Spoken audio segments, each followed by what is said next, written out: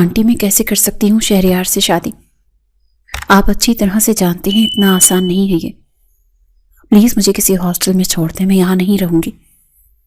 جویریہ نے روتے ہوئے ہاتھ جوڑ کر اپنی ساس سے کہا. اس کی آواز میں بے پناہ درد اور التجا تھی. وہ اس گھر کی دیواروں سے بھی خوفزدہ تھی. اس کی ساس جو رشتے میں اس کی خالہ بھی لگتی تھی نے تعصب سے اس کی طرف دیکھا. ان کی آنکھوں میں نمی تھی مگر فیصلہ اٹل تھا. بیٹا تم میری بہن کی آخری نشانی ہو، میں تمہیں دربدر ہونے کے لیے ہاسٹل میں کیسے چھوڑ دوں؟ لوگ کیا کہیں گے کہ ہم نے یتیم بچی کو گھر سے نکال دیا؟ خالہ جان نے اس کے سر پر ہاتھ رکھنے کی کوشش کی مگر جویریہ پیچھے ہٹ گئی. اس کا اعتبار ہر رشتے سے اٹھ چکا تھا. لوگوں کی فکر تو آپ کو تب بھی تھی جب آپ نے میرا نکاح فریال سے کیا تھا. تب بھی آپ نے یہی کہا تھا کہ جوان لڑکی گھر میں نہیں بیٹھ سکتی. نتیجہ کیا نکلا؟ ایک ماہ، صرف ایک ماہ میں مجھے طلاق کا داغ دے کر وہ گھر سے نکال گیا. اب آپ پھر اسی گھر میں، اسی خاندان میں مجھے باندھنا چاہتی ہیں. جویریہ کی آواز بلند ہو گئی اور آخر میں سسکیوں میں بدل گئی. اس کے الفاظ خالہ کے دل پر نشتر کی طرح لگ رہے تھے. میری بات سمجھنے کی کوشش کرو جویریہ. شہریار فریال جیسا نہیں ہے، وہ ذمہ دار ہے، وہ فوجی ہے، وہ کبھی تمہارے ساتھ وہ نہیں کرے گا جو فریال نے کیا. خالہ نے نرمی سے اسے سمجھانے کی کوشش کی. مرد سب ایک جیسے ہوتے ہیں، مجھے کسی پر اعتبار نہیں. شہریار بھی اسی کا بھائی ہے، اسی خون کا حصہ ہے. مجھے معاف کر دیں لیکن میں یہ نکاح نہیں کر سکتی. جویریہ نے فیصلہ کن انداز میں کہہ کر اپنا چہرہ ہاتھوں میں چھپا لیا. کمرے میں دروازے پر کھڑے وجود نے آخری جملہ سن لیا تھا. اس کی مٹھی سختی سے بھینچی گئی. وہ شہریار تھا. شہریار ابھی 2 گھنٹے پہلے ہی 7 ماہ بعد چھٹی پر گھر آیا تھا.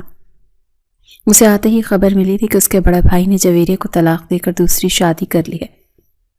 اس خبر نے اسے ہلا کر رکھ دیا تھا. اس نے فوراً اپنی ماں کے سامنے جویریہ کو اپنانے کی خواہش ظاہر کی تھی تاکہ اس لڑکی کی عزت بچ سکے. لیکن یہاں جویریہ اسے بھی اسی ترازو میں تول رہی تھی. وہ غصے سے کمرے میں داخل ہوا. اس کے فوجی بوٹوں کی آواز کمرے میں گونجی. جویریہ سہم کر پیچھے ہٹی. یہ ڈرامے بند کریں اور جلدی سے تیار ہوں نکاح کے لیے، ورنہ انجام کی ذمہ دار آپ خود ہوں گی. شہریار نے سختی سے جویریہ کا بازو پکڑتے ہوئے اسے دھمکایا. اس کا لہجہ انتہائی سرد اور حتمی تھا. خالہ جان گھبرا کر اٹھ کھڑی ہوئی. شہریار بیٹا آرام سے، وہ ڈری ہوئی ہے. ماں آپ خاموش رہیں. میں دیکھ رہا ہوں کہ آپ کی نرمی کا ناجائز فائدہ اٹھا رہی ہے. اسے لگ رہا ہے ہم اس کے آگے ہاتھ جوڑیں گے. شہریار نے ماں کو روک دیا اور دوبارہ جویریہ کی طرف دیکھا جو درد سے کرا رہی تھی. شہریار کی گرفت اس کے بازو پر لوہے کی طرح سخت تھی. چھوڑے مجھے. آپ کو کوئی حق نہیں پہنچتا مجھ پر زبردستی کرنے کا. میں انسان ہوں، کوئی جانور نہیں جسے آپ جیسے کھونٹے سے چاہیں گے باندھ دیں گے. جویریہ نے روتے ہوئے اپنا بازو چھڑوانے کی کوشش کی. اس کی آنکھوں میں خوف اور نفرت کے سائے لہرا رہے تھے. کیا برائی ہے مجھ میں؟ کیوں تم مجھ سے شادی کرنے کے لیے نہیں چاہتی؟ جب فریال کے لیے کہا گیا تھا تو تم فوراً مان گئی تھی. اب میرے نام پر تمہیں موت کیوں پڑ رہی ہے؟ شہریار کا غصہ 7ویں آسمان پر تھا. اسے اپنی توہین محسوس ہو رہی تھی. وہ یہ نہیں سمجھ پا رہا تھا کہ جویریہ انکار کیوں کر رہی ہے. کیونکہ میرا دل اجازت نہیں دیتا، میں ٹوٹ چکی ہوں. مجھ میں ہمت نہیں ہے دوبارہ اس آگ میں کودنے کی. جویریہ نے چیخ کر جواب دیا. تمہارا دل مانے یا نہ مانے، نکاح شام کو ہی ہوگا اور یہ میرا آخری فیصلہ ہے. شہریار نے اسے جھٹکے سے چھوڑ دیا. جویریہ لڑکھڑا کر بیڈ پر گری. شہریار بنا پیچھے مڑے کمرے سے باہر نکل گیا. جویریہ وہیں بیٹھ کر پھوٹ پھوٹ کر رو دی، جبکہ خالہ جان بے بسی سے اسے دیکھتی رہ گئیں. شام کا وقت تھا. گھر میں خاموشی چھائی ہوئی تھی. مولوی صاحب نکاح پڑھا رہے تھے. جویریہ میکانگی انداز میں ہاں کہہ چکی تھی. اس کا دل مردہ ہو چکا تھا. اس کے لیے یہ سب محض الفاظ تھے. اسے لگ رہا تھا کہ اس کی زندگی کا سودا دوسری بار ہو رہا ہے. نکاح کے بعد اسے شہریار کے کمرے میں پہنچا دیا گیا. یہ وہی کمرہ تھا جہاں وہ بچپن میں شہریار کے ساتھ کھیلا کرتی تھی. لیکن آج یہ کمرہ اسے کسی قید خانے سے کم نہیں لگ رہا تھا. وہ بیٹھ کے کونے میں سمٹی بیٹھی تھی. اس کا پورا وجود کانپ رہا تھا. دروازہ کھلا اور شہریار اندر داخل ہوا. اس نے جویریہ کی طرف دیکھا جو گھٹنوں میں سر دیے بیٹھی تھی. شہریار کا غصہ اب تک ٹھنڈا ہو چکا تھا. اسے اب اپنی زبردستی پر پچھتاوا ہو رہا تھا، لیکن وہ جانتا تھا کہ جویریہ کو سنبھالنے کا اس کے علاوہ کوئی راستہ نہیں ہے۔ وہ آہستگی سے چلتا ہوا بیڈ کے قریب آیا۔ جویریہ، اس نے نرمی سے اسے پکارا۔ جویریہ نے چونک کر سر اٹھایا۔ اس کی آنکھیں سوجی ہوئی تھیں اور چہرہ آنسوؤں سے تر تھا۔ شہریار کو اسے دیکھ کر دھچکا لگا۔ ایسے سوچا بھی نہیں تھا کہ وہ اس قدر ٹوٹی ہوئی ہوگی۔ میں نے کسی کا کیا بگاڑا تھا شہریار؟ کیوں مجھے بار بار آزمائش میں ڈالا جا رہا ہے؟ جویریہ کی آواز بھر آ گئی تھی۔ وہ شکوہ کناہ نظروں سے اسے دیکھ رہی تھی۔ شہریار کو ایسا محسوس ہوا جیسے کسی نے اس کا دل مٹھی میں جکڑ لیا ہو۔ وہ بے اختیار آگے بڑھا۔ وہ اسے دلاسا دینا چاہتا تھا، اسے بتانا چاہتا تھا کہ وہ فریال نہیں ہے، وہ اسے کبھی دکھ نہیں دے گا۔ جیسے ہی شہریار نے اس کا ہاتھ تھامنے کی کوشش کی، جویریہ نے کرنٹ کھا کر اپنا ہاتھ پیچھے کھینچا اور خود کو بیڈ کی دوسری طرف دھکیل دیا۔ مت چھوئے گا مجھے، خبردار، جو آپ میرے قریب آئے۔ جویریہ چیخ اٹھی۔ اس کی آنکھوں میں وحشت تھی۔ اسے شہریار میں فریال کا عکس نظر آ رہا تھا۔ وہ خوف سے تھر تھر کانپ رہی تھی۔ شہریار نے فوراً اپنے ہاتھ روک لیے۔ اس نے خود کو پیچھے ہٹا لیا۔ وہ جویریہ کی حالت دیکھ کر دنگ رہ گیا تھا۔ یہ محض ناراضگی نہیں تھی، یہ خوف تھا، وہ خوف جو اس کے بھائی نے اس لڑکی کے اندر بھرا تھا۔ میں کچھ نہیں کر رہا جویریہ، میں صرف بات کرنا چاہتا ہوں۔ شہریار نے نرمی سے وضاحت کرنے کی کوشش کی۔ مجھے کوئی بات نہیں کرنی، مجھے اکیلا چھوڑ دیں۔ آپ سب ظالم ہیں، آپ سب اپنی مرضی مجھ پر تھوپتے ہیں۔ جویریہ نے گھٹنوں میں سر دیے لیا اور دوبارہ رونے لگی۔ اس کی ہچکیاں بند گئی تھیں۔ شہریار وہیں کھڑا اسے دیکھتا رہا۔ اسے اپنی غلطی کا شدت سے احساس ہوا۔ اس نے زبردستی نکاح کر کے شاید بہت بڑی غلطی کر دی تھی۔ اسے کیسے بتاتا کہ اس نے یہ سب کچھ اپنے بھائی کے کیے کا ازالہ کرنے کے لیے نہیں کیا، بلکہ وہ جویریہ کو بچپن سے پسند کرتا تھا۔ جیسے اس کے بھائی نے جویریہ کو طلاق دی، اسے بہت دکھ ہوا تھا، کیونکہ جویریہ یہ سب کچھ ڈیزرو نہیں کرتی تھی۔ اس نے اپنے بھائی سے لڑائی کی تھی، جھگڑا کیا تھا کہ اس نے جویریہ کے ساتھ یہ سب کچھ کیوں کیا۔ اس لمحے اس کے بھائی نے جو بات کہی تھی، اس نے اس کے دل پر اور گہرا زخم لگایا تھا۔ اگر اتنا ہی ترس آتا ہے تو خود نکاح کر لو، میں نے تو جان چھڑا لی۔ شہریار اس پر ترس نہیں کھانا چاہتا تھا، بلکہ اپنی محبت پانا چاہتا تھا۔ اسی دن سے اس نے ارادہ کر لیا تھا کہ وہ جویریہ سے نکاح کرے گا۔ جویریہ کی عدت پورے ہونے کے بعد اس نے اپنی ماں سے بات کی تو ماں بھی خوش ہو گئی تھی، اسی لیے وہ واپس لوٹا تھا، مگر اب حالات اس کی سوچ سے مختلف تھے۔ جویریہ اسے شوہر نہیں بلکہ ایک اور حاکم سمجھ رہی تھی۔ شہریار نے ایک گہری سانس لی۔ اس نے اپنا تکیہ اور کمبل اٹھایا۔ تم آرام کرو جویریہ، میں صوفے پر سو جاؤں گا۔ تمہیں مجھ سے ڈرنے کی ضرورت نہیں ہے، میں تمہاری مرضی کے بغیر تمہارے قریب نہیں آؤں گا، شہریار نے دھیمے لہجے میں کہا اور صوفے کی طرف بڑھ گیا۔ جویریہ نے حیرت سے سر اٹھا کر اسے دیکھا۔ اسے تو یقین نہیں آ رہا تھا کہ شہریار اتنی آسانی سے مان گیا ہے۔ فریال ہوتا تو شاید کبھی اس کی بات نہ سنتا۔ کمرے میں خاموشی چھا گئی۔ شہریار صوفے پر لیٹ گیا اور چھت کو گھورنے لگا۔ جویریہ بیڈ پر لیٹی تو تھی، مگر نیند بھی اس کی آنکھوں سے کوسوں دور تھی۔ اسے شہریار کی موجودگی میں عجیب سی الجھن میں مبتلا کر رہی تھی۔ رات کے کسی پہر جویریہ کی دبی دبی سسکیوں کی آواز دوبارہ ابھری۔ شہریار جو ابھی تک جاگ رہا تھا، اس کے دل میں کچھ ٹوٹا۔ کاش میں تمہیں اس لمحے سب کچھ بتا سکتا، تمہیں بتا سکتا کہ میں تم سے کتنی محبت کرتا ہوں۔ کاش تم میری بات سن سکتی اور میرے دل کا حال جان سکتی۔ شہریار نے دل ہی دل میں سوچا۔ وہ ایک دم سے اٹھ بیٹھا۔ جویریہ ابھی تک رو رہی تھی، اب اس سے برداشت نہیں ہو رہا تھا۔ اٹھ کر جویریہ کے قریب جا کر بیٹھ گیا۔ اس لمحے جویریہ نے جب اس کو خود کے قریب دیکھا تو ہڑبڑا کر بولی، میرے قریب آنے کی کوشش مت کرنا۔ شہریار کا دل جیسے مٹھی میں آ گیا۔ وہ جویریہ کو مزید دکھی نہیں کرنا چاہتا تھا، اس وجہ سے وہ خاموشی سے دوبارہ اٹھ کر صوفے پر جا کر لیٹ گیا۔ اس نے کوئی وضاحت نہیں دی، کوئی بات نہیں کی۔ وہ جان گیا تھا کہ ابھی الفاظ کا کوئی اثر نہیں ہوگا۔ وقت ہی شاید اس زخم کا واحد مرہم تھا۔ اگلی صبح جب جویریہ کی آنکھ کھلی تو وہ کمرے میں اکیلی تھی۔ شہریار وہاں موجود نہیں تھا۔ اس نے سکھ کا سانس لیا۔ وہ فریش ہو کر باہر نکلی تو لاؤنج میں خاموشی تھی۔ خالہ جان کچن میں تھی۔ ناشتے کی میز پر شہریار نظر نہیں آیا۔ جویریہ نے خالہ سے پوچھنے کی ہمت نہیں کی۔ دوپہر کے وقت شہریار گھر آیا۔ وہ وردی میں ملبوس تھا، اس کے چہرے پر سنجیدگی تھی۔ وہ سیدھا اپنے کمرے میں گیا اور اپنا بیگ تیار کرنے لگا۔ جویریہ دروازے میں کھڑی اسے دیکھ رہی تھی۔ میں واپس جا رہا ہوں، میری چھٹیاں ختم ہو گئی ہیں۔ شہریار نے اس کی طرف دیکھے بغیر کہا۔ وہ بیگ کی زپ بند کر رہا تھا۔ جویریہ خاموش رہی۔ اسے سمجھ نہیں آیا کہ کیا کہے۔ کیا اسے خوش ہونا چاہیے کہ وہ جا رہا ہے یا پھر اسے کچھ کہنا چاہیے؟ شہریار اس کے قریب آیا۔ اس نے جیب سے ایک لفافہ نکال کر میز پر رکھا۔ یہ تمہارے اخراجات کے لیے، ماں کا خیال رکھنا اور اپنا بھی۔ اس نے ایک نظر جویریہ کے چہرے پر ڈالی۔ وہ کچھ کہنا چاہتا تھا، شاید اپنی محبت کا اظہار کرنا چاہتا تھا، لیکن جویریہ کی آنکھوں میں موجود اجنبیت نے اسے روک دیا۔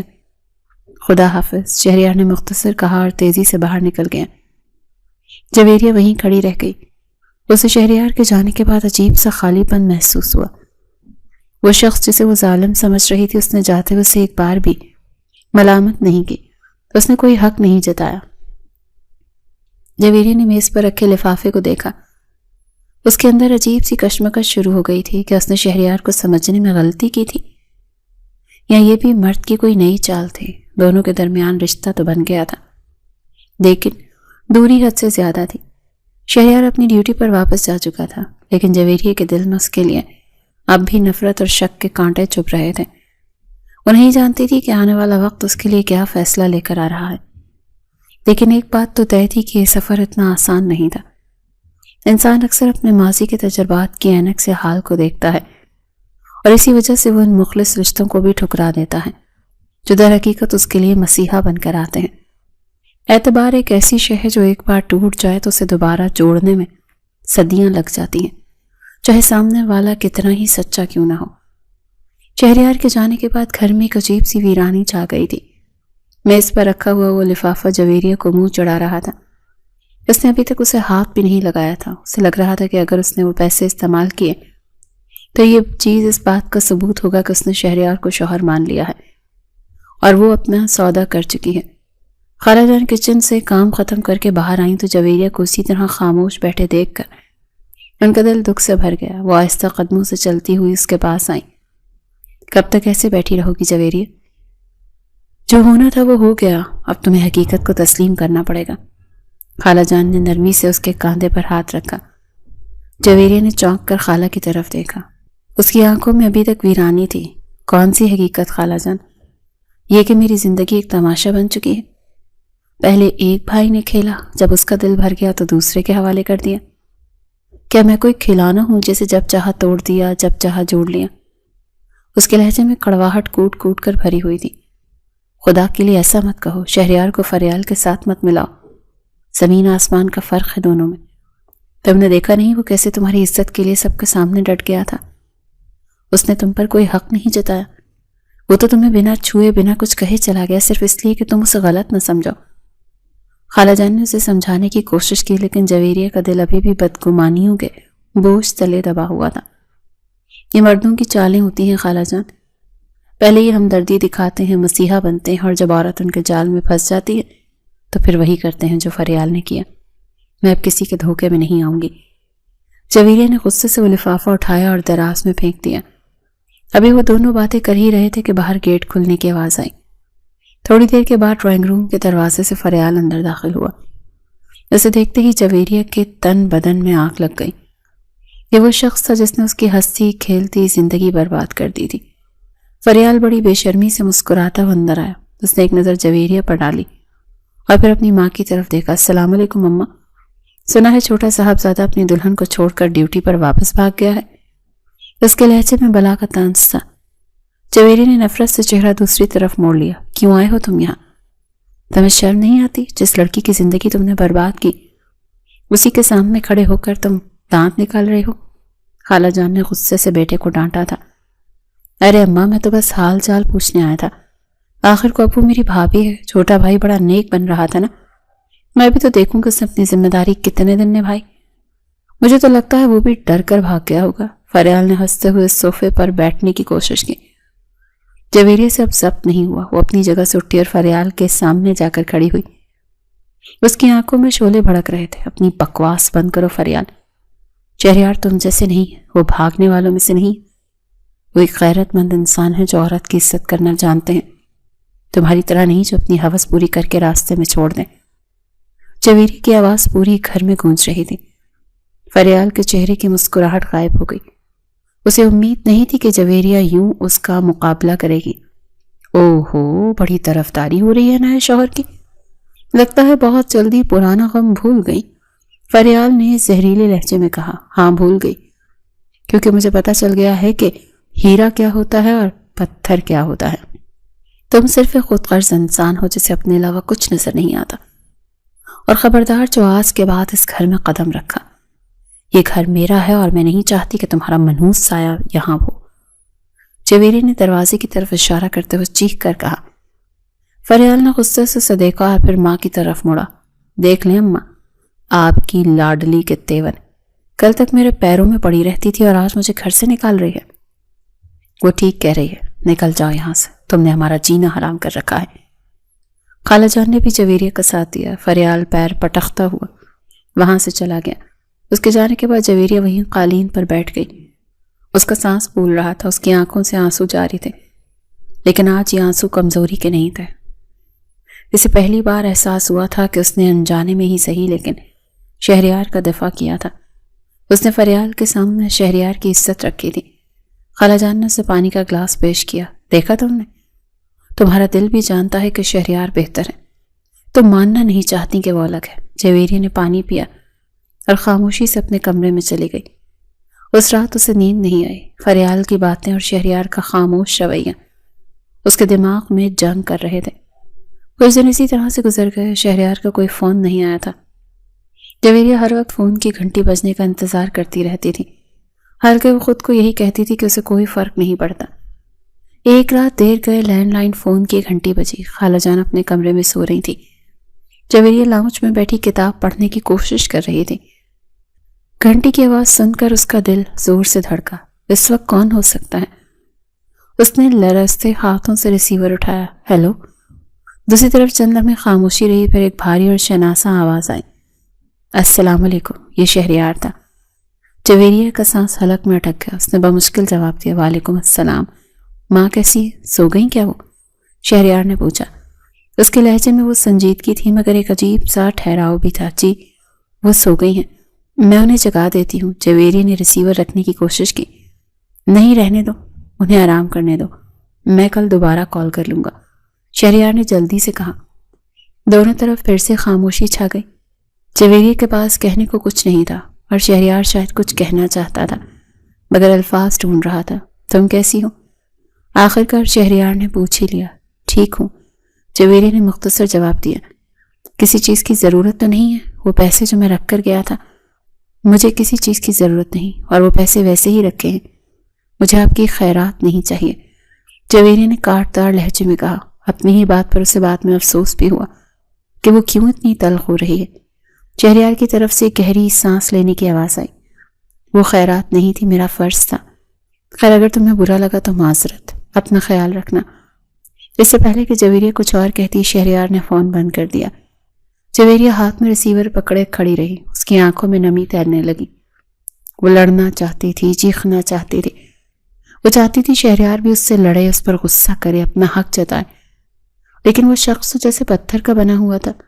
اتنی تلخی کے باوجود اس نے پلٹ کر جواب نہیں دیا۔ اگلے دن صبح ناشتے کی میز پر جویریہ نے خالہ جان سے ایک اہم بات کی۔ خالہ جان، میں گھر میں فارغ بیٹھ کر پاگل ہو جاؤں گی، میں نوکری کرنا چاہتی ہوں۔ خالہ جان کے ہاتھ سے نوالا گر گیا۔ یہ تم کیا کہہ رہی ہو؟ نوکری کی کیا ضرورت ہے؟ اللہ کا دیا سب کچھ تو ہے، شہریار بھیج تو رہا ہے خرچہ۔ بات خرچے کی نہیں ہے، بات میرے سکون کی ہے۔ فریال کی راتیں اس گھر کی دیواروں میں مجھے کاٹتی ہیں۔ مجھے کچھ وقت کے لیے اس ماحول سے باہر نکلنا ہے، مجھے خود کو مصروف کرنا ہے، ورنہ میں ذہنی مریض بن جاؤں گی، جویریہ نے اٹل لہجے میں کہا۔ لیکن بیٹا شہریار کیا کہے گا؟ اس کی اجازت کے بغیر تم گھر سے کیسے نکلو گی؟ خالہ جان نے پریشانی سے کہا۔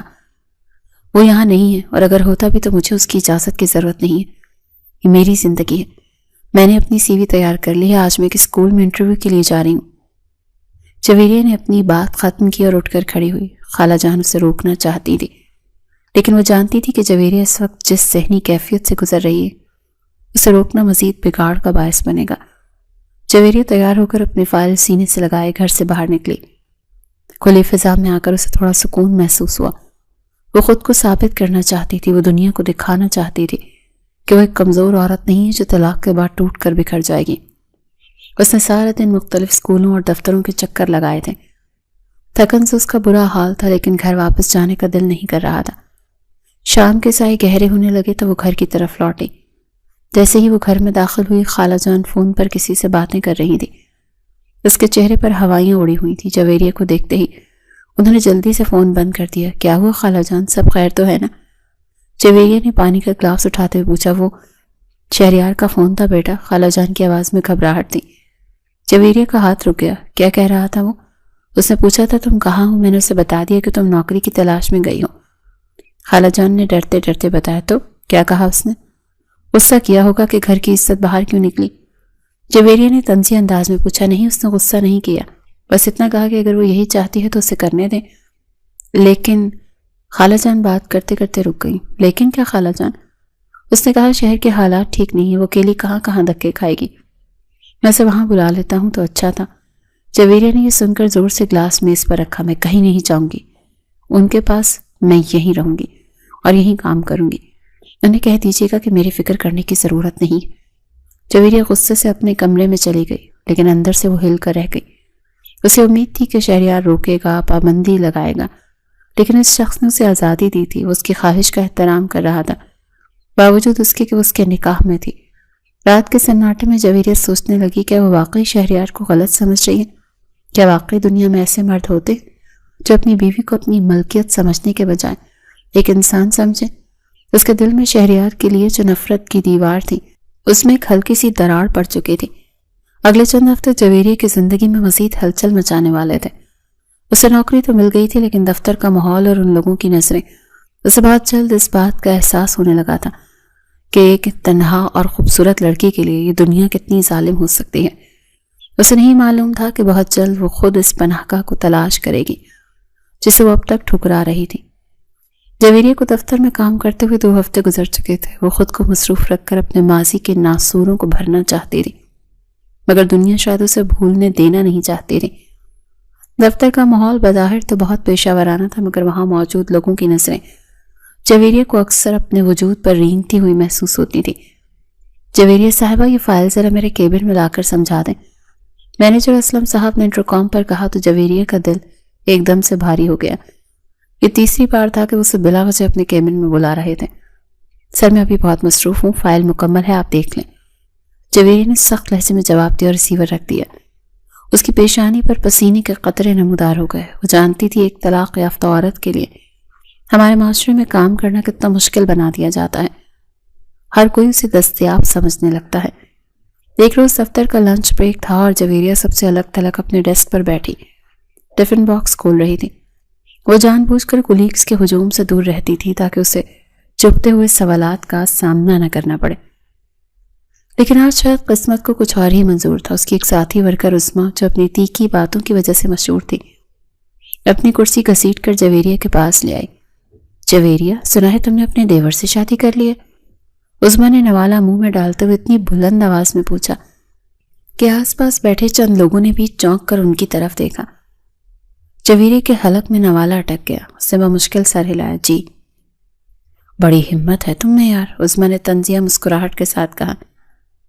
میں تو سوچ بھی نہیں سکتی کہ جس گھر سے ایک بار دھکے دے کر نکالا گیا ہو، اسی گھر میں دوبارہ دلہن بن کر کیسے جایا جا سکتا ہے، اور وہ بھی سابقہ شوہر کے بھائی کے ساتھ. کیسا محسوس ہوتا ہے؟ مطلب دونوں بھائیوں میں موازنہ تو کرتی ہوگی نا؟ جویریہ کا چہرہ شرم اور غصے سے سرخ ہو گیا. یہ سوال نہیں تھا، یہ اس کی کردار کشی تھی. اس کے ہاتھ کانپنے لگے. میرا نکاح سنت کے مطابق ہوا ہے عظمیٰ، یہ کوئی گناہ نہیں ہے.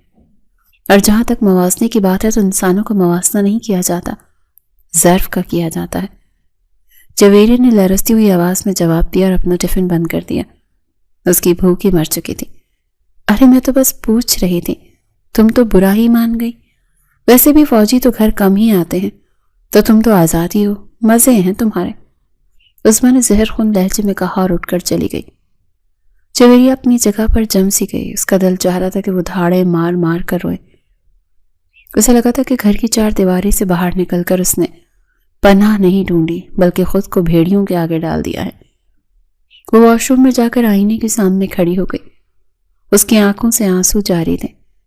شام کو جب وہ تھکی ہاری گھر پہنچی تو خالہ جان ہمیشہ کی طرح اس کی منتظر تھیں۔ ان کے ہاتھ میں موبائل فون تھا۔ آ گئی میری بچی، بہت تھک گئی ہوگی۔ خالہ جان نے آگے بڑھ کر اس کے ہاتھ سے بیگ لیا۔ جویریہ نے بمشکل مسکراہٹ لبوں پر سجائی۔ بس خالہ جان، عادت ہو جائے گی۔ آپ بتائیں طبیعت کیسی ہے؟ ارے میری طبیعت تو ٹھیک ہے، بس تمہاری ہی فکر لگی رہتی ہے۔ ابھی شہریار کا فون آیا تھا۔ خالہ جان نے یہ جملہ بہت احتیاط سے کہا اور جویریہ کے چہرے کے تاثرات جانچنے لگی۔ شہریار کا نام سنتے ہی جویریہ کے ہاتھ رک گئے۔ کیا کہہ رہے تھے وہ؟ جویریہ نے لاپرواہی ظاہر کرنے کی کوشش کی، مگر اس کا دل زوروں سے دھڑک رہا تھا۔ وہ بہت پریشان تھا، کہہ رہا تھا شہر کے حالات ٹھیک نہیں ہیں۔ جویریہ اکیلی آتی جاتی ہے، مجھے فکر لگی رہتی ہے۔ تم اسے کہو کہ وہ کام چھوڑ دے، میں یہاں سب سنبھال رہا ہوں۔ خالہ جان نے شہریار کا پیغام پہنچایا۔ جویریہ کے تن بدن میں ایک بار پھر آگ لگ گئی۔ اسے لگا کہ شہریار اس کی آزادی چھیننا چاہتا ہے۔ وہ ابھی بھی اسے وہی روایتی شوہر سمجھ رہی تھی جو بیوی کو چار دیواری میں قید رکھنا چاہتا ہے۔ ان سے کہیں کہ میری فکر کی ضرورت نہیں، میں بچی نہیں ہوں جو اپنا خیال نہ رکھ سکوں، اور ویسی بھی ان کی ذمہ داری صرف خرچہ بھیجنا ہے جو وہ بھیج رہے ہیں۔ میری زندگی کے فیصلے کرنے کا حق میں نے انہیں نہیں دیا۔ جویریہ نے تلخی سے کہا اور اپنے کمرے کی طرف بڑھ گئی۔ جویریہ بیٹا، کب تک اپنی انا کی جنگ لڑتی رہو گی؟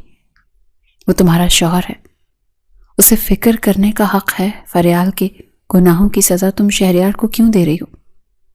خالہ جان، پیچھے سے آواز دی، مگر جویریہ نے انسنی کر دی اور کمرے میں جا کر دروازہ بند کر لیا۔ وہ بستر پر گری تو اس کی آنکھوں سے آنسو جاری ہو گئے۔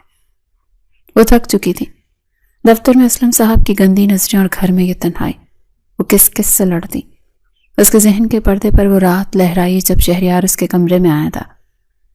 وہ چاہتا تو زبردستی کر سکتا تھا، اپنا حق جتا سکتا تھا، مگر اس نے اس کی رضا کے بغیر اسے ہاتھ تک نہیں لگایا۔ کیا وہ واقعی مختلف تھا؟ اس نے خود سے سوال کیا۔ اگر وہ برا ہوتا تو مجھے نوکری کرنے کی اجازت کبھی نہ دیتا۔ اس نے مجھے روکا نہیں، بس میری فکر کی۔ کیا فکر کرنا جرم ہے؟ اگلے چند دن جویریہ کے لیے مزید آزمائش بن کر آئے۔ دفتر میں اسلم صاحب نے اسے تنگ کرنے کا کوئی موقع ہاتھ سے جانے نہیں دیا۔ وہ اکثر اسے دیر تک رکنے کا کہتا تھا۔ جویریہ ہر بار کوئی نہ کوئی بہانہ بنا کر نکل آتی تھی۔ ایک شام موسلادھار بارش ہو رہی تھی۔ دفتر سے چھٹی ہوئی تو سب لوگ جا چکے تھے۔ جویریہ کو نکلتے نکلتے دیر ہو گئی۔ باہر سڑک پر پانی کھڑا تھا اور سواری ملنا ناممکن لگ رہا تھا۔ وہ برآمدے میں کھڑی پریشانی سے ادھر ادھر دیکھ رہی تھی کہ اسلم صاحب کی گاڑی اس کے قریب آ کر رکی۔ آئیے جویریہ جی، میں آپ کو ڈراپ کر دیتا ہوں۔ موسم بہت خراب ہے، انہوں نے شیشہ نیچے کرتے ہوئے مسکرا کر کہا۔ ان کی مسکراہٹ میں چھپی خباثت جویریہ کو صاف نظر آ رہی تھی۔ شکریہ سر، میں رکشہ لے لوں گی۔ جویریہ نے دو ٹوک انکار کیا۔ ارے بھائی، اس بارش میں کہاں رکشہ ملے گا؟ ضد مت کریں، ویسے بھی اب تو آپ کے سر پر کوئی وارث نہیں ہے جو پوچھے گا۔ آ جائیں۔ اسلم صاحب کا جملہ جویریہ کے دل پر ہتھوڑے کی طرح لگا تھا۔ وارث نہیں، یہ جملہ اس کی روح کو گھائل کر گیا تھا۔ میرا وارث میرا خدا ہے اور میرا شوہر موجود ہے، آپ اپنی حد میں رہیں تو بہتر ہوگا۔ جویریہ نے اتنے زور سے چیخ کر کہا کہ اسلم صاحب ہڑبڑا گئے۔ انہوں نے ناگواری سے شیشہ چڑھایا اور گاڑی بھگا کر لے گئے۔ جویریہ وہیں کھڑی کانپتی رہی، سردی سے نہیں بلکہ خوف اور بے بسی سے۔ بارش کا پانی اس کے چہرے پر گر رہا تھا، اس کی آنسوؤں میں مل رہا تھا۔ اسی لمحے اسے شدت سے شہریار کی یاد آئی۔ وہ شخص جو فوج میں ہے، جو ملک کی حفاظت کرتا ہے، آج اس کی بیوی سڑک پر کھڑی ایک معمولی آدمی کی بدنیتی کا شکار نشانہ نہ بن جائے، اور وہ کچھ نہیں کر پا رہی تھی۔ وہ بھیگتی ہوئی مین روڈ تک آئی اور بڑی مشکل سے ایک رکشہ لے کر گھر پہنچی۔ گھر پہنچی تو وہ بری طرح سے بھیگ چکی تھی۔ خالہ جان اسے دیکھ کر پریشان ہو گئی۔ یہ کیا حالت بنا لی ہے تم نے؟ میں نے کہا تھا نا کہ مت کرو یہ نوکری، دیکھو کیا حشر ہو گیا ہے۔ خالہ جان تولیہ لے کر دوڑی۔ جویریہ خاموشی سے کھڑی رہی۔ اس کے اندر کا شور تھم نہیں رہا تھا۔ وہ آج خود کو بہت تنہا محسوس کر رہی تھی۔ اس نام نہاد آزادی کی قیمت بہت بھاری تھی۔ رات کو اسے تیز بخار ہو گیا، وہ بستر پر پڑی تپ رہی تھی۔ خالہ جان ساری رات اس کے سرہانے بیٹھی پٹیاں کرتی رہی۔ بخار کی شدت میں وہ بار بار بڑبڑا رہی تھی، مجھے بچا لے، مجھے یہاں نہیں رہنا، سب بھیڑیے۔ خالہ جان روتی رہی اور شہریار کو یاد کرتی رہی۔ صبح ہوئی تو جویریہ کا بخار کچھ کم ہوا، مگر وہ ذہنی اور طور پر نڈھال تھی۔ دوپہر کو شہریار کا فون آیا۔ خالہ جان نے فون اٹھایا تو وہ رو پڑی۔ شہریار بیٹا تم اسے بلا لو اپنے پاس، یہاں اس کی حالت خراب ہو رہی ہے، یہ ضدی لڑکی خود کو مار دے گی مگر میری بات نہیں مانے گی۔ کل بارش میں بھیگتی ہوئی آئی ہے اور اب بخار میں تپ رہی ہے۔ خالہ جان نے سارا احوال کہہ سنایا۔ دوسری طرف شہریار خاموشی سے سنتا رہا۔ اس کی مٹھی فون پر سخت ہو گئی۔ ماں آپ فون جویریہ کو دیں۔ شہریار کی آواز میں ایک عجیب سا حکم تھا۔ خالہ جان فون لے کر جویریہ کے کمرے میں آئی۔ جویریہ جاگ رہی تھی اور چھت کو گھور رہی تھی۔ شہریار بات کرنا چاہتا ہے۔ خالہ نے فون اس کے کان سے لگایا۔ ہیلو۔ جویریہ کی آواز کمزور تھی۔ کل کی فلائٹ ہے، ٹکٹ میں نے ای میل کر دیا ہے، ماں تمہیں ایئرپورٹ ڈراپ کر دیں گی، میں کوئی بحث نہیں سننا چاہتا۔ شہریار نے بنا کسی تمہید کے فیصلہ سنا دیا۔ اس کا لہجہ اتنا سخت ہے کہ جویریہ کو انکار کی ہمت نہ ہوئی، یا شاید اب وہ انکار کرنا نہیں چاہتی تھی۔ لیکن میں وہاں آ کر کیا کروں گی؟ جویریہ نے آخری ناکام کوشش کی۔ تم وہاں آ کر وہ کرو گی جو تمہیں کرنا چاہیے، ایک بیوی کی طرح اپنے شوہر کے پاس رہو گی۔ میں مزید تمہیں اس طرح رلتا ہوا نہیں دیکھ سکتا۔ مجھے معلوم ہے تم کیا ثابت کرنا چاہتی ہو، لیکن مجھے کسی ثبوت کی ضرورت نہیں ہے، بس چپ چاپ آ جاؤ۔ شہریار نے بات مکمل کی اور فون بند کر دیا۔ اس بار اس نے جویریہ کی مرضی نہیں پوچھی تھی بلکہ اپنا حق استعمال کیا تھا، اور حیرت انگیز طور پر جویریہ کو اس کی زبردستی میں ایک عجیب سا سکون محسوس ہوا تھا، جیسے کوئی تھا جو اس کی ذمہ داری لینے کے لیے تیار تھا، کوئی تھا جو اسے ان بھیڑیوں سے بچا سکتا تھا۔ خالہ جان نے فون لیا اور جویریہ کے ماتھے پر بوسہ دیا۔ شکر ہے اللہ کا، بیٹا ضد چھوڑ دو، وہ تم سے محبت کرتا ہے، میں نے اس کی آنکھوں میں دیکھا ہے، وہ فریال جیسا نہیں، اسے ایک موقع تو دے کر دیکھو۔ جویریہ نے آنکھیں بند کر لیں۔ اسلم صاحب کا چہرہ، بارش والی شام اور پھر شہریار کا مضبوط لہجہ، اسے فیصلہ کرنے میں دیر نہیں لگی تھی۔ اس نے اپنی انا کو شکست دے دی تھی۔ شام کو خالہ جان نے اس کی پیکنگ شروع کر دی۔ جویریہ خاموشی سے دیکھتی رہی۔ وہ اپنا سامان سمیٹ رہی تھی یا شاید اپنی بکھری ہوئی زندگی کو سمیٹنے کی تیاری کر رہی تھی۔ خالہ جان کیا وہ مجھے قبول کر لیں گے؟ میرے دل میں ان کے لیے ابھی تک کوئی جذبہ نہیں ہے، میں صرف اپنی حفاظت کے لیے جا رہی ہوں، کیا یہ دھوکہ نہیں ہوگا؟ جویریہ نے پیکنگ کے دوران خالہ سے پوچھا، بیٹا محبت ساتھ رہنے سے ہوتی ہے، نکاح میں اللہ نے بڑی برکت رکھی ہے، جب تم اس کے خلوص کو دیکھو گی تو تمہارا دل خود گواہی دے گا۔ تم بس صاف دل کے ساتھ جاؤ، ماضی کو یہیں چھوڑ جاؤ، اس گھر میں، ان دیواروں میں جہاں تم نے دکھ سہے، وہاں جا کر ایک نئی زندگی شروع کرو۔ خالہ جان نے بہت پیار سے اسے سمجھایا۔ اگلی صبح وہ تیار تھی۔ گھر چھوڑتے اسے عجیب سا احساس ہوا، یہ وہ گھر تھا جہاں وہ دلہن بن کر آئی تھی، جہاں وہ ٹوٹی ہوئی تھی، جہاں اسے طلاق کا داغ ملا تھا اور پھر یہی اس کا دوبارہ نکاح ہوا تھا۔ آج وہ اس گھر کو ہمیشہ کے لیے چھوڑ رہی تھی۔ فریال کا خیال آتے ہی اس کے ماتھے پر شکن آئی، لیکن پھر اس نے سر جھٹک دیا۔ فریال اب اس کا ماضی تھا، ایک برا خواب، اور شہریار اس کا مستقبل تھا، ایک بند کتاب کی طرح جسے پڑھنا بھی باقی تھا۔ ٹیکسی میں بیٹھتے وقت اس نے آخری بار اپنے مائکے کی گلیوں کو دیکھا۔ وہ انجانے خوف اور انجانی امید کے سنگم پر کھڑی تھی۔ کیا شہریار واقعی ویسا ہی ہوگا جیسا خالہ جان کہتی ہیں، یا وہاں اس کا مقدر تنہائی ہی ہوگا؟ ایئرپورٹ کے راستے میں خالہ جان مسلسل اسے نصیحتیں کرتی رہی۔ جویریہ ہوں ہاں کرتی رہی، اس کا ذہن کہیں اور تھا۔ وہ سوچ رہی تھی کہ شہریار سے سامنا کیسے ہوگا۔ 6 ماہ گزر چکے تھے۔ ان 6 مہینوں میں ان کے درمیان سوائے چند رسمی جملوں کے کچھ نہیں ہوا تھا۔ پہنچتے ہی فون کرنا اور شہریار کا خیال رکھنا، وہ بہت اکیلا ہے وہاں۔ ایئرپورٹ کے گیٹ پر خالہ جان نے اسے گلے لگاتے ہوئے کہا۔ ان کی آنکھوں میں آنسو تھے۔ میں کوشش کروں گی خالہ جان۔ جویریہ نے وعدہ نہیں کیا۔ وہ نہیں جانتی تھی کہ وہ یہ وعدہ پورا کر پائے گی یا نہیں۔ وہ بورڈنگ پاس لے کر ویٹنگ لاؤنج میں بیٹھی رہی۔ اس کے ارد گرد لوگ اپنے پیاروں سے باتیں کر رہے تھے، ہنس رہے تھے، مگر وہ تنہا بیٹھی تھی۔ اس کے موبائل کی اسکرین روشن ہوئی۔ شہریار کا میسج تھا، فلائٹ میں بیٹھتے ہی بتا دینا، میں لینے آؤں گا۔ انتہائی مختصر پیغام، کوئی محبت کا اظہار نہیں، کوئی بےتابی نہیں، بس ایک ذمہ داری۔ جویریہ نے ایک لمبی سانس لی۔ شاید یہی بہتر تھا۔ اگر وہ محبت کے دعوے کرتا تو شاید جویریہ کو جھوٹ لگتا۔ اس کا یہ روکھا پن ہی شاید اس کی سچائی تھی۔ جہاز فضا میں بلند ہوا تو جویریہ نے نیچے شہر کی روشنیوں کو دیکھا۔ وہ اپنی تمام تلخیوں، تمام خوف اور تمام شکوک کو پیچھے چھوڑ کر جا رہی تھی۔ بادلوں کے اوپر سفر کرتے اسے لگا شاید اس کی زندگی کا موسم بھی بدلنے والا ہے۔ منزل قریب آ رہی تھی، دل کی دھڑکنیں تیز ہو رہی تھیں۔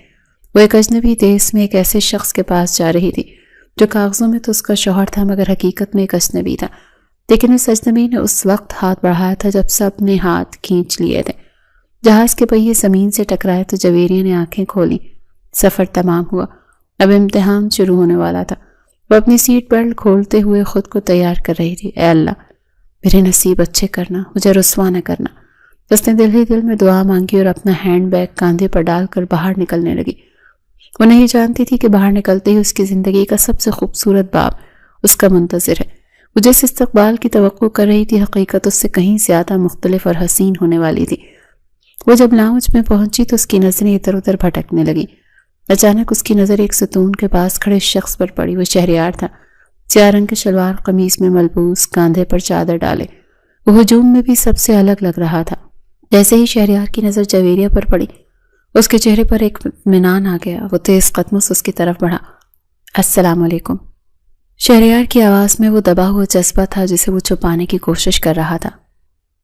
وعلیکم السلام۔ سفر کیسا رہا؟ کوئی تکلیف تو نہیں ہوئی؟ نہیں، ٹھیک تھا۔ چلو، گاڑی باہر کھڑی ہے۔ شہریار آگے بڑھا اور جویریہ اس کے پیچھے چل پڑی۔ ایئرپورٹ سے باہر نکلتے ہی ٹھنڈی ہوا کے جھونکوں نے اس کا استقبال کیا۔ یہ کوئٹہ کی ہوائیں تھیں۔ گاڑی میں بیٹھتے ہوئے جویریہ نے سوچا کہ اب واپسی کا کوئی راستہ نہیں ہے۔ اس نے اپنی کشتی جلا دی تھی۔ شہریار نے گاڑی کا ہیٹر آن کر دیا۔ ٹھنڈ زیادہ ہے، تم نے گرم کپڑے کم پہنے۔ شہریار نے اپنی چادر اتاری اور جویریہ کی طرف بڑھا دی۔ یہ اوڑھ لو، ابھی گھر پہنچنے میں وقت لگے گا۔ جویریہ نے ہچکچاتے ہوئے چادر لے لی۔ چادر سے شہریار کی خوشبو آ رہی تھی۔ اس نے چادر اپنے ارد گرد لپیٹ لی اور ایک عجیب سے تحفظ کا احساس نے اسے گھیر لیا تھا۔ شاید خالہ جان ٹھیک کہتی تھی، وہ اس کا محافظ تھا۔ گاڑی مختلف راستوں سے ہوتی ہوئی کینٹ کے علاقے میں داخل ہو گئی۔ چاروں طرف پہاڑ اور خوبصورت خاموشی تھی۔ شہر کے شور شرابے سے دور یہ ایک الگ ہی دنیا تھی۔ ہم پہنچ گئے۔ شہریار نے خوبصورت سے گھر کے سامنے گاڑی روکی۔ گیٹ پر فوجی سنتری نے سلوٹ کیا۔ جویریہ نے گھر کو دیکھا۔ یہ چھوٹا سا مگر انتہائی نفاست سے بنا ہوا گھر تھا۔ کیا یہ اس کا نیا گھر تھا؟ کہ یہاں وہ خوش رہ پائے گی؟ شہریار نے دروازہ کھولا۔ خوش آمدید جویریہ، اس نے مسکرا کر کہا۔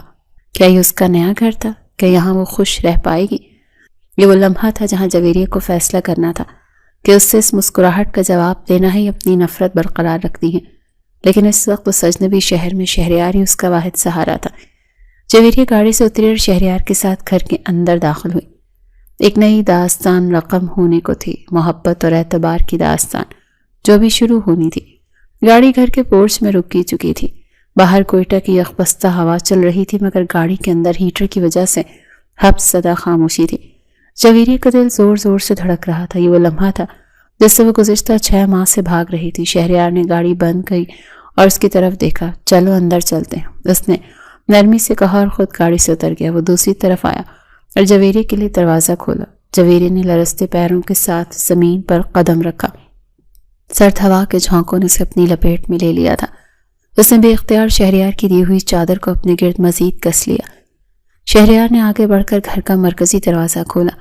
جویریہ اس کے پیچھے پیچھے چلتی ہوئی اندر داخل ہوئی۔ جیسے ہی وہ لاؤنج سے گزر کر کمرے کی دہلیز پر پہنچی تو اس کے قدم وہیں جم گئے۔ یہ دیکھ کر ہکا بکا رہ گئی کہ اس کے سامنے ایک سجا سجایا خواب گاہ تھا۔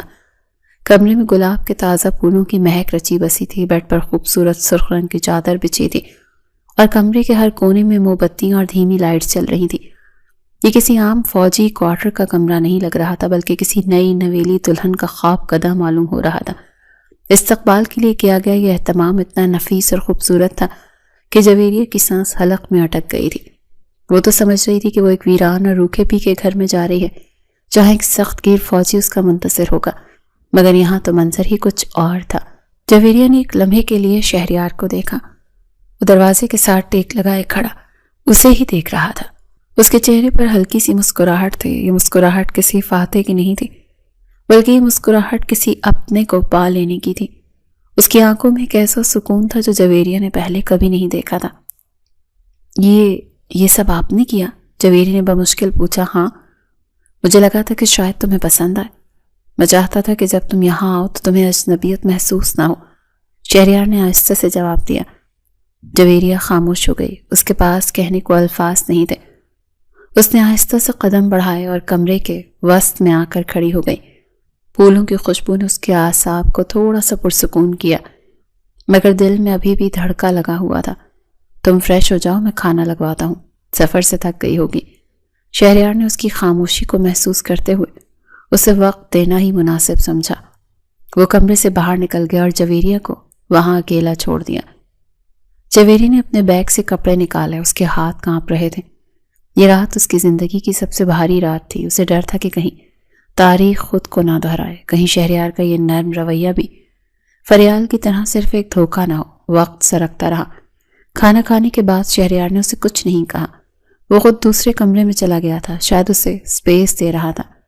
رات گہری ہو چکی تھی، باہر سناٹا تھا اور کبھی کبھی دور سے کتوں کے بھونکنے کی آوازیں آ رہی تھیں۔ کمرے میں ہلکی ہلکی روشنی چل رہی تھی۔ جویریہ بستر کے کونے میں سمٹی بیٹھی تھی۔ اس نے گھٹنوں میں سر دیا ہوا تھا، یہاں اسے بہت ڈر محسوس ہو رہا تھا۔ ہراہٹ پر اس کا دل اچھل کر حلق میں آ جاتا تھا۔ اچانک دروازہ کھلنے کی آواز آئی۔ جویریہ نے چونک کر سر اٹھایا۔ شہریار کمرے میں داخل ہوا۔ وہ وردی اتار چکا تھا اور اب سفید شلوار قمیص میں ملبوس تھا، مگر اس کی آنکھوں میں وہی فوجی سنجیدگی تھی جو اس شخصیت کا حصہ تھی۔ اس نے جویریہ کو دیکھا جو ابھی تک جاگ رہی تھی۔ ابھی تک سوئی نہیں ہوں؟ شہریار نے اس سے پوچھا۔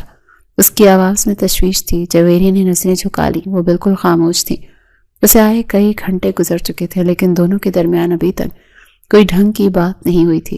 خاموشی کا یہ پہاڑ دونوں کے درمیان حائل تھا۔ شہریار چند لمحے خاموش کھڑا اسے دیکھتا رہا، پھر اس نے گہری سانس لی اور چلتا ہوا بستر کے قریب آیا۔ وہ بستر کے دوسرے کنارے پر بیٹھ گیا۔ جویریہ نے غیر محسوس طریقے سے خود کو مزید سکیڑ لیا۔ شہریار نے اس کے اس عمل کو نوٹ کیا اور اس کے چہرے پر تکلیف کے سائے لہرا گئے۔ جویریہ، کب تک ہم دونوں کے درمیان یہ فاصلہ رہے گا؟ میں بہت ٹوٹ چکا ہوں۔ شہریار کی آواز میں اتنی تھکن تھی کہ جویریہ کا دل دہل گیا۔ یہ وہ لمحہ نہیں تھا جس کی وہ توقع کر رہی تھی۔ وہ تو سمجھ رہی تھی کہ وہ غصہ کرے گا یا اپنا حق جتائے گا۔ جویریہ اس کی یہ بات سن کر سیدھی ہو کر بیٹھ گئی۔ اس کا ضبط جواب دے رہا تھا۔ اور کیا چاہتے ہیں آپ مجھ سے؟ میں تھک چکی ہوں شہریار، یہاں آ کر بھی مجھے سکون نہیں۔ دونوں بھائیوں نے مل کر میرا تماشا بنا دیا ہے۔ ایک نے مجھے استعمال کر کے پھینک دیا اور دوسرے نے ترس کھا کر مجھے اٹھا لیا۔ پلیز مجھے بخش دیں۔ اس کے الفاظ میں زہر کھلا ہوا تھا۔ وہ اپنے اندر کا سارا غبار نکال دینا چاہتی تھی۔ شہریار نے تڑپ کر اس کی طرف دیکھا۔ جویریہ، اس بات کو بھول جاؤ۔ خدا کے لیے فریال کو ہمارے درمیان مت لاؤ۔ جو کچھ اس نے کیا اس میں میرا کوئی قصور نہیں ہے۔ میں فریال نہیں ہوں، میں شہریار ہوں۔ مجھے اس کی نظر سے مت دیکھو۔ جویریہ نے پہلی بار چونک کر اس کی طرف دیکھا۔ لیمپ کی مدھم روشنی میں اس کا چہرہ دمک رہا تھا۔ یہ وہی شخص تھا جس سے وہ نفرت کرتی تھی، کیونکہ وہ اس کے سابقہ شوہر کا بھائی تھا، مگر آج اس کی آواز میں ایک عجیب سا سکون اور سچائی تھی۔ اس کی آنکھوں میں ہوس نہیں تھی بلکہ ایک التجا تھی۔ تمہارے بھائی کا تو قصور ہے، اسی خون کا اثر تم میں بھی ہوگا۔ کیسے یقین کر لوں میں؟ اب کی بار پھر سے اس نے سسکیوں سے رونے لگی تھی۔ اس کی آنسو اس کی گالوں پر بہہ رہے تھے۔ شہریار سے اب مزید دوری برداشت نہیں ہوئی۔ وہ بستر پر آگے بڑھا اور اس کے بالکل قریب آ کر بیٹھ گیا۔ جویریہ پیچھے ہٹنا چاہتی تھی، مگر بستر کا کنارہ آ چکا تھا۔ میں ان دوریوں کو ختم کرنا چاہتا ہوں جویریہ۔ میں نے کوئی احسان نہیں کیا تم پر نکاح کر کے۔ میں تم سے محبت کرتا ہوں، آج سے نہیں، بچپن سے۔ شہریار کے منہ سے نکلنے والے ان الفاظ نے جویریہ کو ساکت کر دیا۔ کمرے میں ایک لمحے کے لیے مکمل سناٹا چھا گیا۔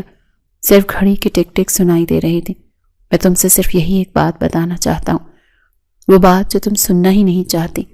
میں نے تمہیں ترس کھا کر نہیں اپنایا، بلکہ میں نے اپنی محبت کو حاصل کیا ہے۔ شہریار نے جھکی ہوئی نظروں کے ساتھ اعتراف کیا۔ اس لمحے جویریہ کا دل عجیب طریقے سے دھڑکا تھا۔ ماضی کا ایک دریچہ اس کے ذہن میں کھلا۔ وہ بھی تو شہریار کو بچپن سے پسند کرتی تھی۔ جب وہ چھت پر پتنگ اڑاتا تھا وہ چھپ چھپ کر اسے دیکھا کرتی تھی، لیکن پھر خالہ جان نے اچانک فریال کا رشتہ بھیج دیا تھا۔ وہ سمجھی تھی کہ شاید شہریار کو اس میں کوئی دلچسپی نہیں ہے، اسی لیے اس نے خاموشی سے فریال سے شادی کر لی تھی۔ لیکن شہریار تب کہاں تھے؟ تب کیوں نہ اپنی محبت آ کر جتائی؟ کیوں مجھے اس آنکھ میں جھونک دیا؟ اس نے ایک دفعہ شہریار کی طرف دیکھ کر شکوہ کیا۔ اس کی آنکھوں میں سوال ہی سوال تھے۔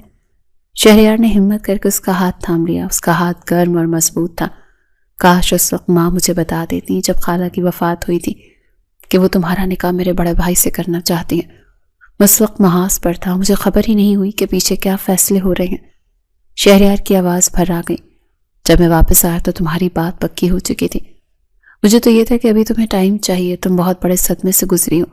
میں نے بھی ماما سے بات نہیں کی کیونکہ میں تمہیں سوگ کا وقت دینا چاہتا تھا، لیکن جب مجھے یہ معلوم ہوا کہ تمہارا اور بھائی کا نکاح ہو چکا ہے تو میرے پیروں تلے سے زمین ہی نکل گئی تھی۔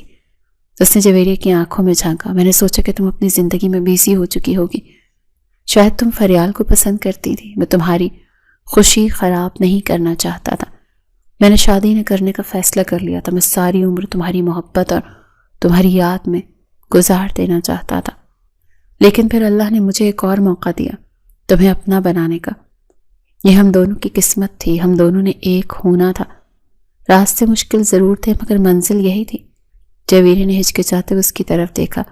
شہریار کی آنکھوں میں آنسو تیر رہے تھے، ایک فوجی کے آنسو تھے۔ وہ شخص جو دشمن کے سامنے سینہ تان کر کھڑا رہتا تھا، آج محبت کے سامنے ہار چکا تھا۔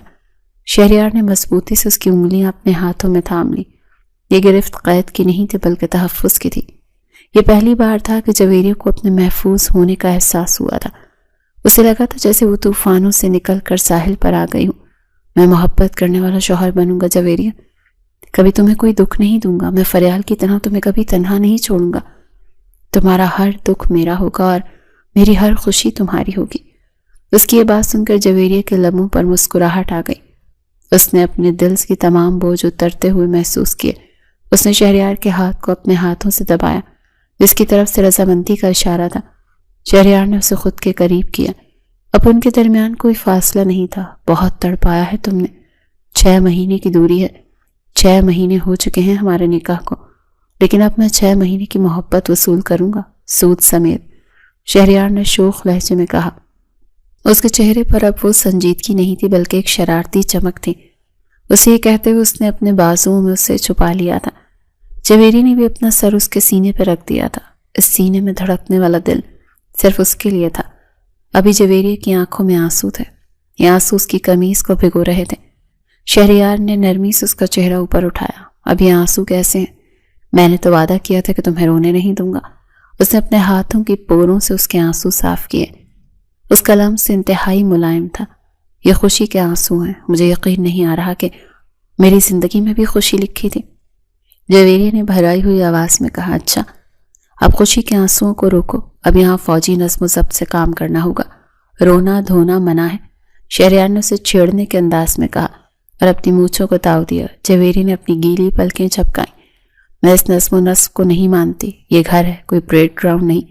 شہریار مسکرایا اور بولا، ماننا تو پڑے گا، کیونکہ میں اب تمہیں ہر رات یوں ہی ستاؤں گا، تمہیں سونے نہیں دوں گا، اور اگر حکم عدولی کی تو سزا ملے گی۔ آپ بہت ظالم ہیں، جویریہ نے مسکرا کر کہا۔ صرف سرحد پر گولیاں نہیں چلتی میری جان، کبھی کبھی زخم سینے پر بھی ہوتے ہیں، اور ان زخموں کا علاج صرف محبت ہوتی ہے۔ اسے اپنے سینے پر ہاتھ رکھتے ہوئے بولا، یہاں تمہاری جدائی کا زخم تھا، اب تم آ گئی ہو تو یہ بھر جائے گا۔ جویریہ کھل کھلا کر ہنسی، اس کی ہنسی کمرے میں جل ترنگ کی طرح گونجی۔ آپ تو اپنے رومانٹک سین میں بھی اپنے فوجی نظم و ضبط کو نہیں بھولتے، اور کمرے میں بھی فوجی ہونے کا ثبوت دے رہے ہیں۔ اس لمحے دونوں کھل کھلا کر ہنسے۔ کمرے کی فضا سے تمام تناؤ ختم ہو چکا تھا، ماضی کے سائے چھٹ چکے تھے، اور ایک روشن مستقبل ان کے سامنے تھا۔ شہریار نے جھک کر اس کی پیشانی پر بوسہ دیا، یہ میری مہر ہے، اب تم میری ہو، ہمیشہ کے لیے۔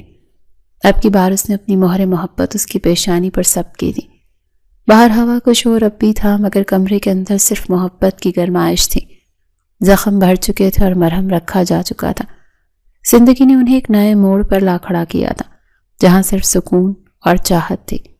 جویریہ نے آنکھیں موند لی اور خود کو مکمل طور پر شہریار کے حوالے کر دیا۔ اسے اپنا گھر، اپنا ٹھکانہ اور اپنی منزل مل چکی تھی۔